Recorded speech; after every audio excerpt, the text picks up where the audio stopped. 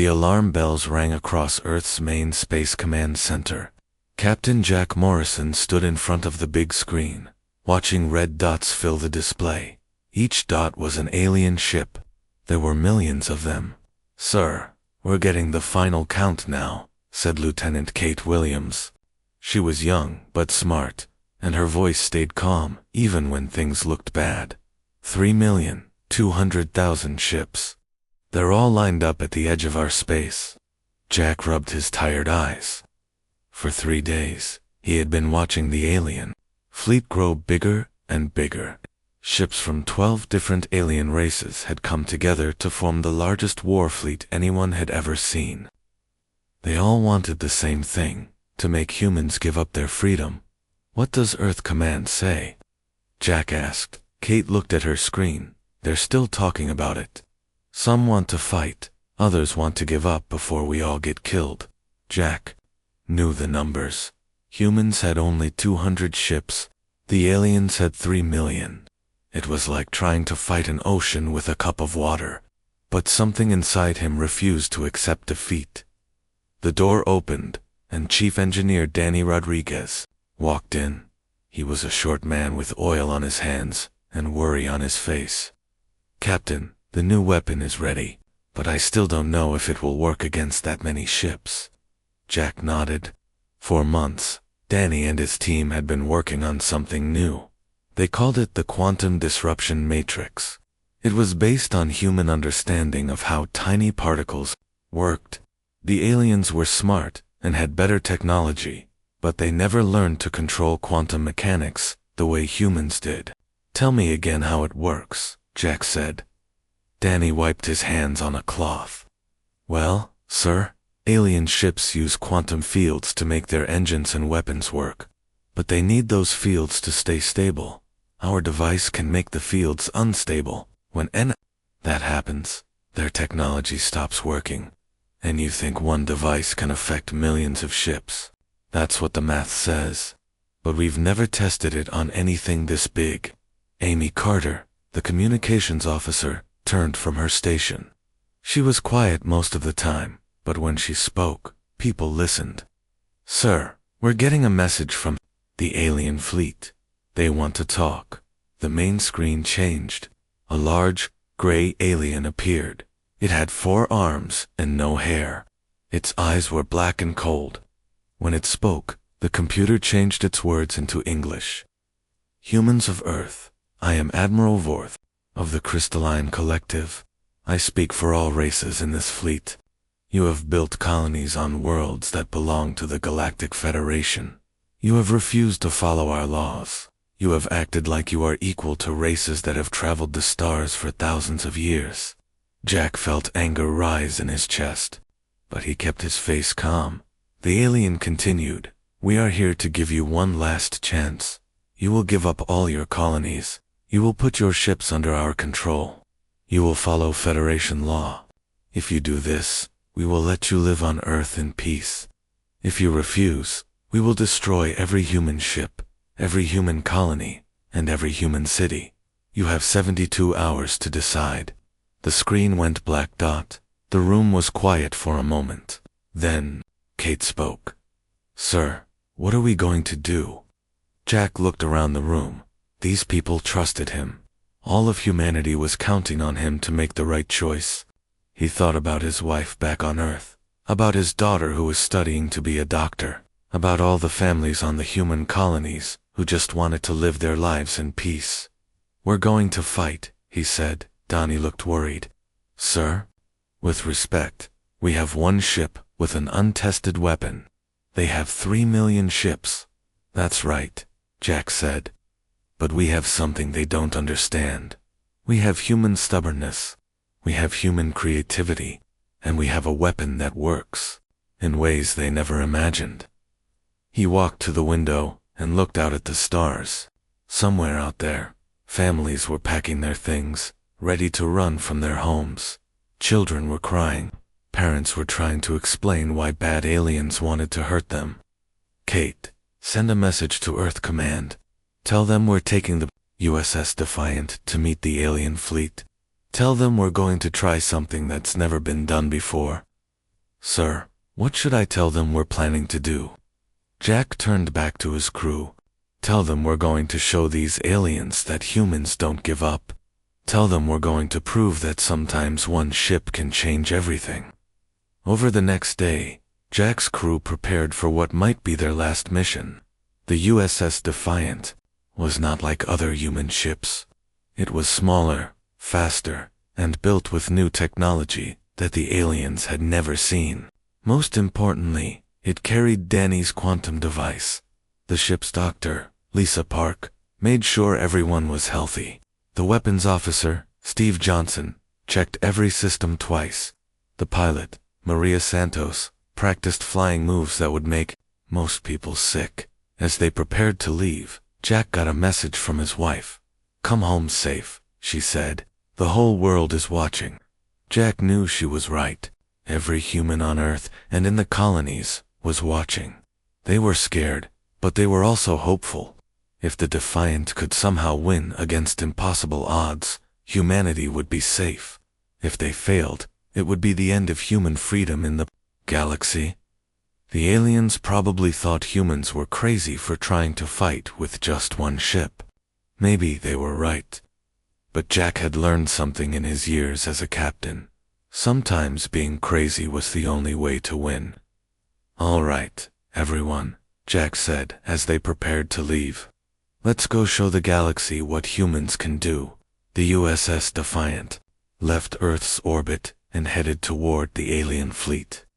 Behind them, 200 human ships followed at a distance, ready to help if needed. Ahead of them, 3 million alien ships waited, confident that victory was certain. But Jack Morrison and his crew carried something the aliens had never faced before: human determination and a weapon that could change the rules of war itself. The neutral space station called Deep Space Echo floated between human and alien territory. It was built for meetings like this, where enemies could talk without fighting. The station was old and gray, with docking ports for ships from many different worlds. Captain Jack Morrison stood on the bridge of the USS Defiant as they approached the station.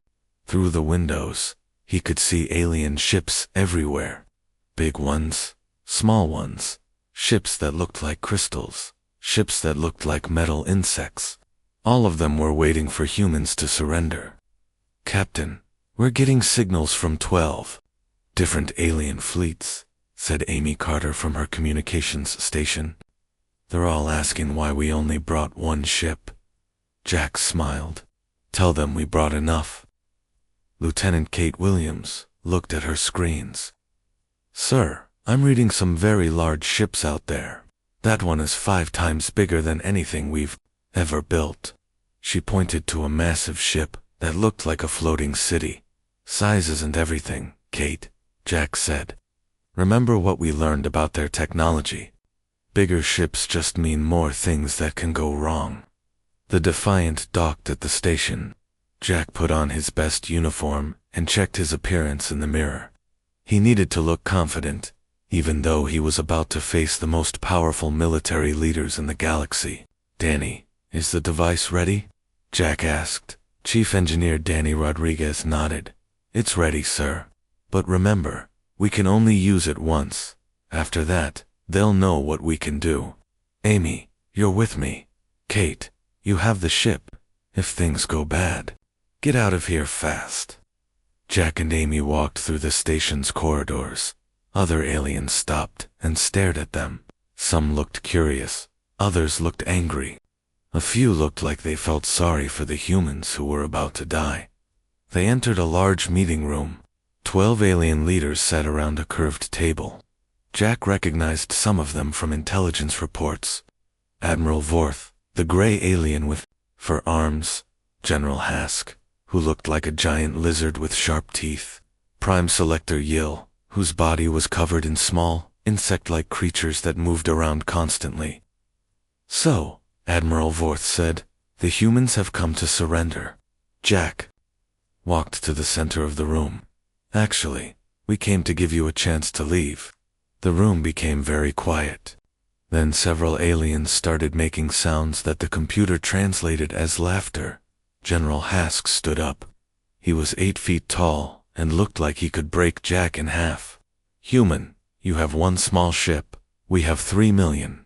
Are you insane? Maybe, Jack said. But let me show you something first. Amy activated a small device. The room filled with holographic images showing the alien fleet. But these weren't just pictures. They showed detailed information about each ship's weapons, shields, and weak points. We've been watching you for weeks, Jack said. We know exactly where every ship is. We know what weapons they carry. We know their patrol patterns. Most importantly, we know how their technology works. Admiral Vorth's black eyes grew wider. Impossible. Our stealth technology is perfect. Your stealth technology hides you from sensors that look for heat and metal, Amy said. But it doesn't hide you from quantum scanners. We can see the quantum fields that power your ships. The aliens looked at each other. This was information they didn't know humans had. Jack continued talking. Your weapons are powerful, but they all work the same way. You use quantum fields to create energy and direct it at targets. Your shields work by bending quantum fields to push away attacks. Your engines work by folding quantum space. What is your point, human? Prime Selector Yill asked. Its voice sounded like many voices talking at once. The point is that we understand quantum mechanics better than you do. You use it, but you don't control it. We control it. To prove his point, Jack activated another device. The lights in the room began to flicker. The aliens' translation computers stopped working for a moment. Even the artificial gravity felt strange. That was just a small demonstration, Jack said. Our ship carries a device that can disrupt quantum fields across a very large area. Every ship in your fleet depends on stable quantum fields to function. General Hask slammed his fist on the table. You are bluffing. No race has ever developed quantum disruption technology. No race has ever needed to, Jack said. You've all been so focused on building bigger ships and more powerful weapons that you never thought about what happens when the basic rules change. Admiral Vorth leaned forward. Even if this is true, you cannot affect 3 million ships with one device. Jack smiled. Would you like to test that theory? The alien leaders talked among themselves in their own languages. Jack couldn't understand the words, but he could see they were worried. These beings had conquered star systems and enslaved entire worlds. They weren't used to feeling uncertain. Human, Admiral Vorth said finally, you claim to have a weapon that can disable our entire fleet. But you are here talking instead of attacking. Why? Because we don't want to fight if we don't have to, Jack said. We just want to live in peace on our own worlds. Leave human space, and we'll leave you alone. Prime Selector Yill's insect creatures moved faster, showing agitation. You expect us to retreat from 200 primitive ships. I expect you to retreat from one ship that can end your fleet, Jack said. We're giving you 24 hours to start moving your ships away from our territory. After that, we'll show you what human technology can really do. The aliens looked shocked. In their culture, the weak always surrendered to the strong. They had never seen a species with such small numbers act so confident. This is madness, General Hask said. We should destroy their ship right now. Try it, Jack said. But remember, the moment you attack us, we'll activate our quantum disruptor. Every ship within 1,000,000 miles will lose power. Your crews will be trapped in dead metal boxes floating in space. Admiral Vorth stood up. We will discuss your proposal, but do not mistake our patience for weakness. If you are lying about your capabilities, we will make your species extinct.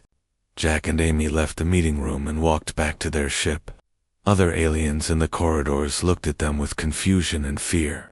Word was spreading that the humans had threatened the entire Federation fleet. Back on the Defiant, Kate was waiting with a worried expression. How did it go, sir? About as well as we could expect, Jack said. They don't believe us, but they're scared enough to think about it. What if they decide to attack? Danny asked. Then we find out if your device really works, Jack said. And, if it doesn't, we'll be dead too fast to worry about it. Amy was monitoring alien communications. Sir, they're having heated arguments on almost every ship. Some want to attack immediately. Others want to be more careful. Jack sat in his captain's chair and looked at the stars. Somewhere out there, his wife was probably watching the news, hoping he would come home. On human colonies, families were packed and ready to run. On Earth, world leaders were probably planning what to do if the Defiant failed. All right, everyone, Jack said. We've got 24 hours before we have to prove that human engineering is better than alien numbers. Let's make sure we're ready. The USS Defiant waited at the neutral station, one small ship surrounded by millions of enemies. But inside that ship, a human crew prepared to change the balance of power in the galaxy forever. 24 hours passed quickly. Captain Jack Morrison stood on the bridge of the USS Defiant, watching the alien fleet move into attack position. The aliens had decided that humans were bluffing about their secret weapon. They were wrong, sir. We're getting movement from the alien fleet, Lieutenant Kate Williams reported. Looks like they're sending a small group to test us. Jack looked at the main screen. 50 alien ships were moving toward the Defiant. They were big ships, each one carrying enough firepower to destroy a city. But to the aliens, this was just a small test. They wanted to see what the humans could do before sending their main fleet. How long until they're in weapons range? Jack asked. 5 minutes. Sir, said Steve Johnson, the weapons officer. Should I charge our regular weapons? No, Jack said. We're going to show them something they've never seen before. Danny, is the quantum device ready? Chief Engineer Danny Rodriguez checked his controls. Ready, sir. But remember, once we use it, every alien in the galaxy will know what we can do. That's the point, Jack said. Amy, open a channel to the alien fleet. Amy Carter activated the communications system. Channel open, sir. Jack's voice went out to 3 million alien ships. This is Captain Morrison of the USS Defiant. Your test squadron is about to learn why you should have listened to our warning. What happens next is your choice. Admiral Vorth's voice came back, angry and loud. Human fool. 50 of our ships will turn your vessel into space dust. After we destroy you, we will burn every human world. Jack nodded to his crew. All right, everyone. Let's show them what human science can do. The 50 alien ships opened fire. Beams of energy that could melt mountains shot toward the Defiant. Any normal ship would have been destroyed instantly. But the Defiant was not a normal ship. Quantum absorption grid is active, Danny reported. All incoming energy is being converted to power. The alien weapons hit the Defiant's shields, but instead of damaging the ship, they made it stronger. The more the aliens shot, the more power the human ship collected. It was like trying to put out a fire with gasoline. Sir, our power levels are at 200% and climbing, said Maria Santos, the pilot. The ship has never felt this strong. Jack smiled. Now comes the fun part. Danny, activate the quantum disruption matrix. Danny's hands moved over his controls. Quantum disruption matrix active. Targeting enemy squadron.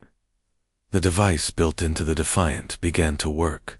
It sent out invisible waves that changed the basic rules of physics in the area around the alien ships. The quantum fields that powered their technology began to shake and break apart. On the alien ships, alarms started ringing. Their weapons stopped working. Their engines shut down. Their life support systems began to fail. The crews panicked as their advanced technology turned into useless metal. Sir Amy reported, I'm getting emergency signals from all 50 alien ships. They're asking for help. Jack watched the enemy ships drift helplessly in space. They were not destroyed, but they were completely disabled. The crews were alive, but trapped in ships that no longer worked. Open a channel to the main alien fleet, Jack said. When the channel was open, Jack spoke calmly. Admiral Vorth, your 50 ships are disabled, but not destroyed. Their crews are alive. This is what happens when you attack a ship that controls quantum mechanics. Your weapons made us stronger, and our weapons made your ships useless. There was silence from the alien fleet. Then Admiral Vorth's voice came back, filled with shock and fear. Impossible. Our technology is perfect. Nothing can disable our ships so easily. Your technology is good, Jack said, but it depends on quantum fields staying stable. We can make those fields unstable whenever we want. Every ship in your fleet has the same weakness. General Hask's voice joined the conversation. You are lying. No single device can affect so many ships. Would you like me to prove it? Jack asked. Send 1,000 ships this time. See what happens. The alien leaders talked among themselves. Jack could hear them arguing in their own languages. Some wanted to attack with everything they had. Others wanted to be more careful. A few were starting to think that maybe the humans were not bluffing.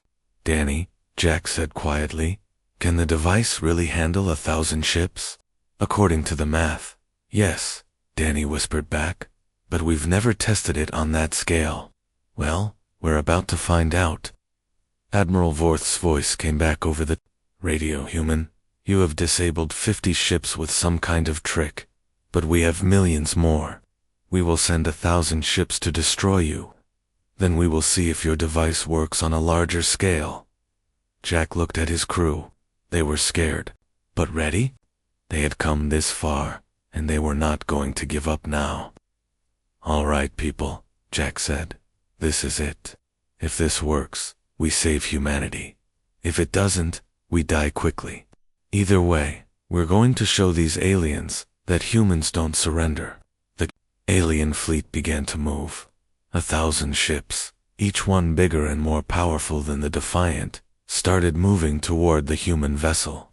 Their combined firepower could have destroyed a planet, but they were about to learn that raw power was not always enough. Sir, the alien ships are charging their weapons, Steve reported. They're going to hit us with everything they have. Let them, Jack said. The more power they give us, the stronger we become. Kate, are you ready to target all 1,000 ships? Kate's fingers moved over her controls. Targeting systems locked on all enemy vessels, sir. The space around the Defiant began to light up with energy beams. 1,000 alien ships were firing at once, creating a storm of destruction that could be seen from light years away.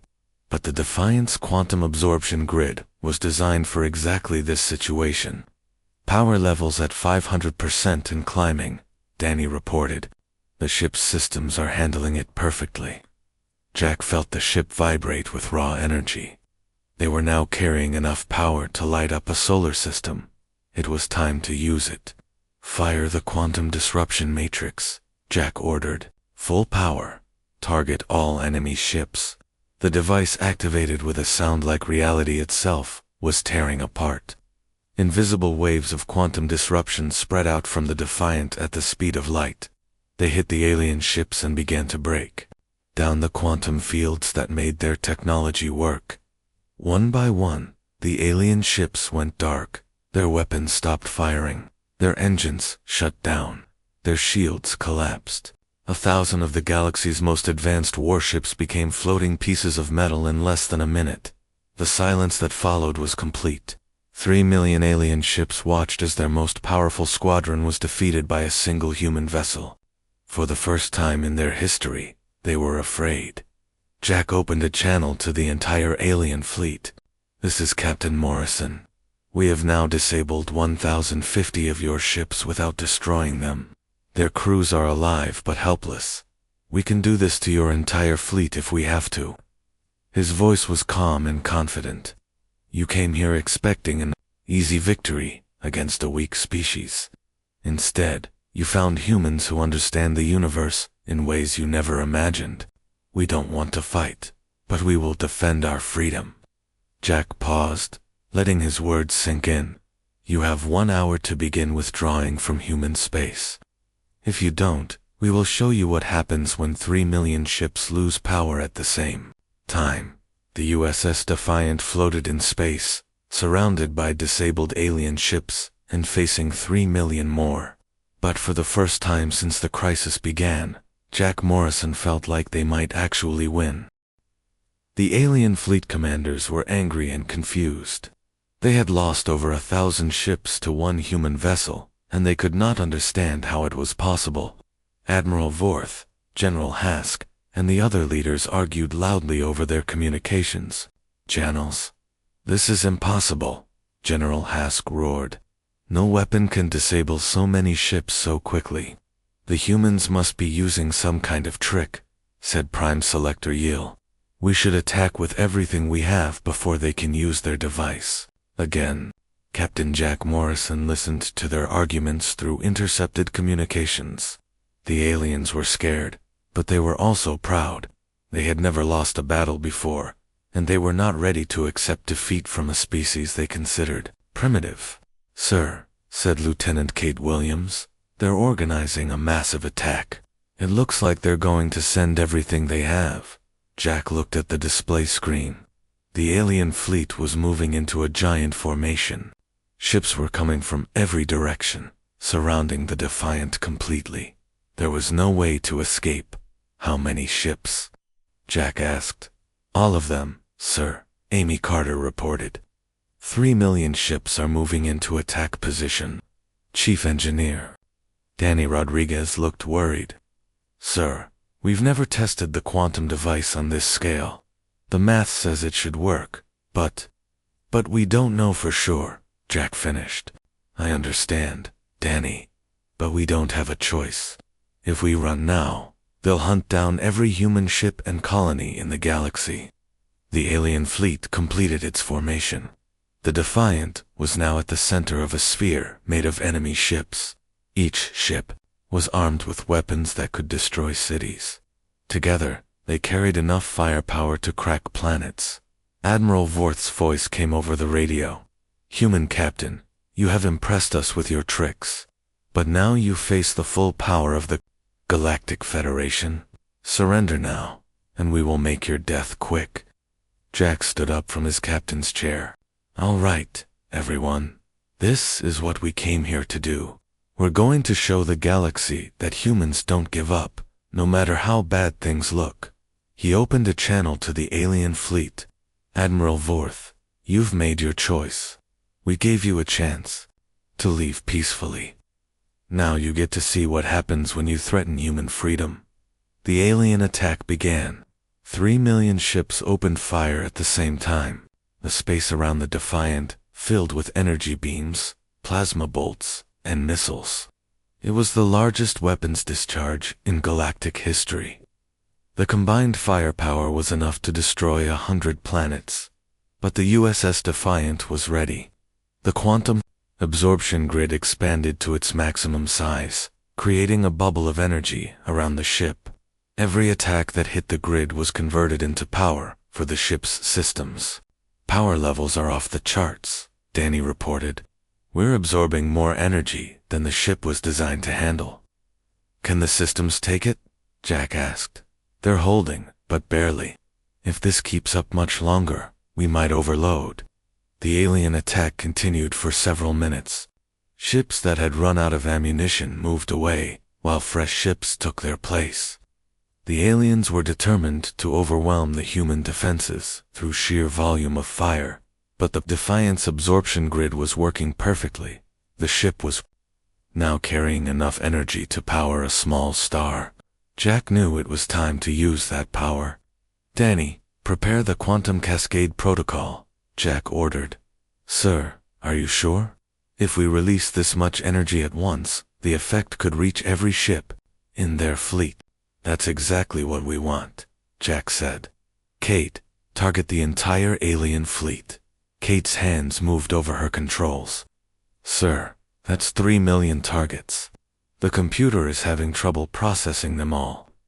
"Then don't target them individually," Jack said. "Target the space around us. Every ship within 1 million miles." The Defiant's computer systems worked frantically to calculate the targeting solution. The ship was about to attempt something that had never been done before, a quantum cascade that would affect millions of ships at once. "Targeting complete," Kate reported. "All systems ready." Jack looked around the bridge at his crew. These brave people had followed him into an impossible situation, and now they were about to try something that might save humanity, or destroy them all. "Fire the quantum cascade protocol," Jack ordered. The device activated with a sound like the universe itself was screaming. The energy that had been building up inside the ship was released all at once, but not as a weapon. Instead, it created a field effect that spread out in all directions at the speed of light. The quantum cascade wave hit the alien fleet like an invisible tsunami. As it passed through each ship, it disrupted the quantum fields that powered their technology. Engines shut down, weapons systems failed, life support systems stopped working, communication networks went dead. Within minutes, 3 million alien ships went dark. They were still intact, and their crews were still alive, but they were completely helpless. The largest military fleet in galactic history had been turned into a collection of floating metal boxes. The silence that followed was complete. No radio chatter, no engine noise, no weapons fire. Just the quiet hum of the USS Defiant's systems, and the gentle movement of disabled alien ships drifting in space. Jack opened a channel and broadcast to the entire galaxy. "This is Captain Jack Morrison of the United Earth Space Force. The Galactic Federation fleet has been disabled. Their crews are alive, but their ships are powerless. This is what happens when you threaten human freedom." He paused, letting his words reach every inhabited world in the galaxy. "We did not want this fight, but we will finish it. Any species that attacks human colonies or threatens human citizens will face the same fate as this fleet." Amy was monitoring communications from across the galaxy. "Sir, we're getting messages from dozens of star systems. Some are asking for protection from the Federation. Others are offering to make peace with humanity." Jack nodded. The balance of power in the galaxy had just shifted completely. The Federation's reign of terror was over, ended by a single human ship and the courage of its crew. But Jack knew their victory came with a price. The aliens would eventually develop countermeasures for the quantum cascade. They would adapt and return, probably with weapons designed specifically to fight humans. "Danny, how long will their ship stay disabled?" Jack asked. "Hard to say, sir. Could be hours, could be days. Depends on how fast they can repair their quantum field generators. Then we need to get home and prepare," Jack said. "This battle is over, but the war is just beginning." The USS Defiant turned away from the disabled alien fleet and headed back toward human space. Behind them, 3 million ships drifted helplessly, their crews learning what it meant to be defeated by a species they had underestimated. Jack stood at the bridge window, looking out at the stars. Somewhere out there, his wife was probably watching the news, waiting to hear if he was coming home. On human colonies, families were celebrating their freedom. On Earth, world leaders were trying to understand how everything had changed so quickly. "Sir," Kate said, "what do we do now?" Jack smiled. "Now we go home and get ready for the next fight, because you can be sure there will be one." The USS Defiant disappeared into hyperspace, carrying the crew that had just changed the fate of humanity forever. The disabled alien fleet floated in space like a graveyard of metal giants. 3 million ships, each one representing the pride and power of different alien races, were now nothing more than expensive pieces of space junk. Inside those ships, alien crews sat in the dark, trying to understand how their perfect technology had failed them. Admiral Vorth sat in his command chair, surrounded by dead computer screens and silent equipment. The only light came from small emergency batteries that would not last much longer. His 4 arms hung uselessly at his sides as he stared at the empty space where the human ship had been. "Status report," he said to his crew. All primary systems are offline, his second-in-command reported. Engines, weapons, shields, communications, everything that depends on quantum field manipulation has failed. We're running on emergency power only. Similar reports came from ships across the fleet. The proud crystalline collective, the fierce reptilian empire, the calculating hive mind, all of them were helpless. For the first time in their history, they were the ones who were afraid. But Admiral Vorth was not ready to give up. He activated his emergency communication system, which used old technology that did not depend on quantum fields. All fleet commanders, this is Admiral Vorth, report your status. One by one, the alien leaders reported the same thing. Their ships were disabled, their crews were trapped, and their weapons were useless. But they were not destroyed, and they were not dead. How long? Until we can restore power? Vorth asked. Unknown, replied the chief engineer of the hive mind fleet. The humans have disrupted our quantum field generators at a fundamental level.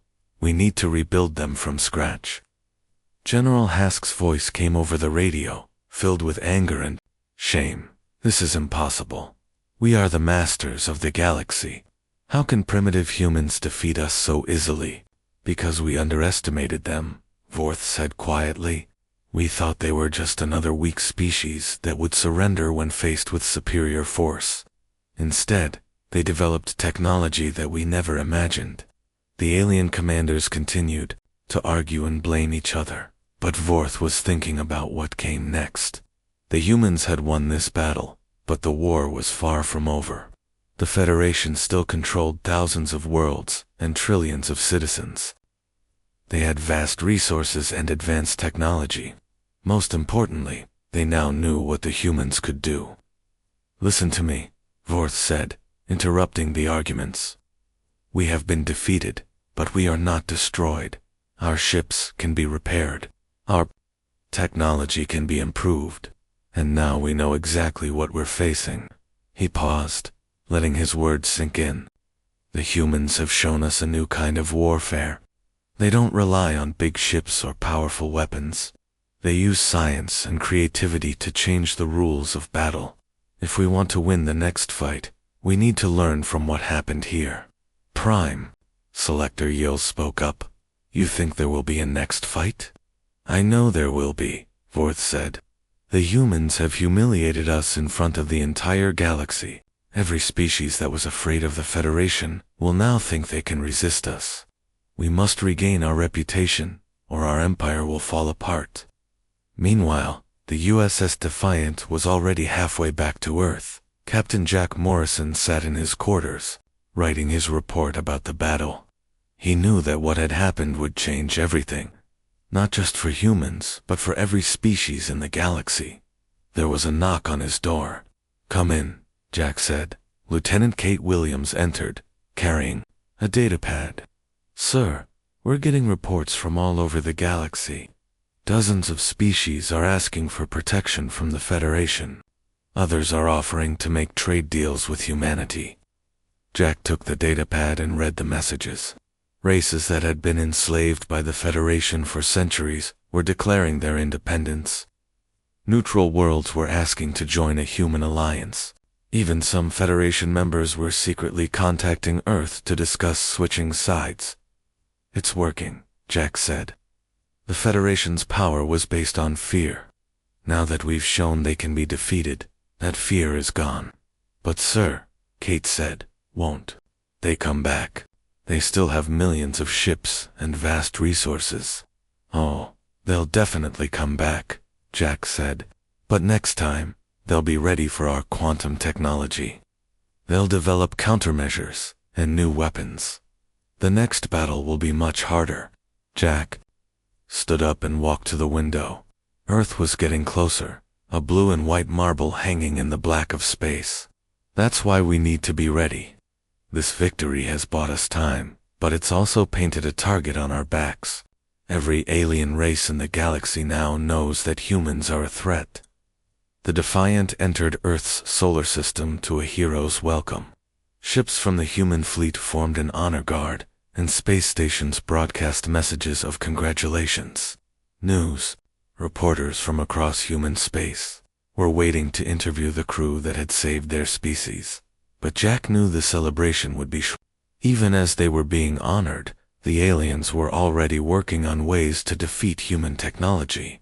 The quantum cascade had worked once, but it would never work again. The aliens would be prepared. Amy Carter approached him with another message. "Sir, this just came in from Earth Command. They want to know what we should do about the disabled alien fleet." Jack thought for a moment. "Tell them to leave the ships alone, but rescue the crews.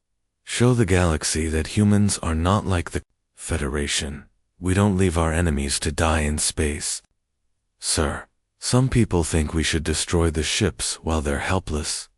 "Those people are wrong," Jack said. "If we act like the Federation, we become like the Federation. We're better than that." Over the following days, human rescue ships went out to the disabled alien fleet. They brought food, water, and medical supplies to alien crews who had been their enemies just days before. Many of the aliens were surprised by this kindness. They had expected humans to either kill them or leave them to die. But the rescue operation also gave human engineers a chance to study alien technology up close. They learned how the aliens built their ships, how their weapons worked, and most importantly, how they might defend against quantum attacks in the future. Chief Engineer Danny Rodriguez worked around the clock, studying the alien ships and improving human technology. "Sir," he told Jack during one of their meetings, "the aliens are already adapting. I've seen modifications to their quantum field generators that might protect them from our attacks." "How long do you think we have?" Jack asked. "Maybe a year, maybe less. They're smart, and they're motivated. Next time they come, our quantum weapons might not work at all." Jack nodded. He had expected this. "Then we need to develop new weapons and new defenses. And we need to find allies. We can't fight the entire galaxy alone." The USS Defiant returned to Earth orbit, where Jack and his crew were celebrated as heroes. They received medals, promotions, and the thanks of billions of humans. But Jack knew their real work was just beginning. In his final report, Jack wrote, "The Battle of Deep Space Echo has ended the Federation's first invasion of human space. But this is not the end of the conflict. The aliens will return, better prepared and more determined than before. Humanity must use this time to build new defenses, develop new weapons, and find allies among the other species of the galaxy." He paused in his writing and looked out at the stars. Somewhere out there, alien engineers were working to counter human technology. Alien generals were planning new strategies. Alien politicians were building new alliances against humanity. But humans had proven something important in this battle. They had shown that intelligence and creativity could triumph over overwhelming force. They had demonstrated that a small group of determined people could change the course of history. Jack finished his report and sent it to Earth Command. Then he went to find his wife, who was waiting for him at the spaceport. She ran into his arms, tears streaming down her face. "I was so scared," she said, "when the news said you were facing 3 million ships with just one." "I know," Jack said, holding her close. "But we had something they didn't understand. We had each other, and we had the determination to protect what we love." As they walked home together, Jack looked up at the night sky. The stars looked peaceful, but he knew that peace was temporary. The galaxy was a dangerous place, and humanity had just made a lot of powerful enemies. But they had also made friends. Other species were reaching out, offering alliance and friendship. The Federation's reign of terror was ending, and a new age was beginning. Jack Morrison and the crew of the USS Defiant had changed everything. One human ship had indeed changed the course of galactic history, but the real work of building a better future was just beginning.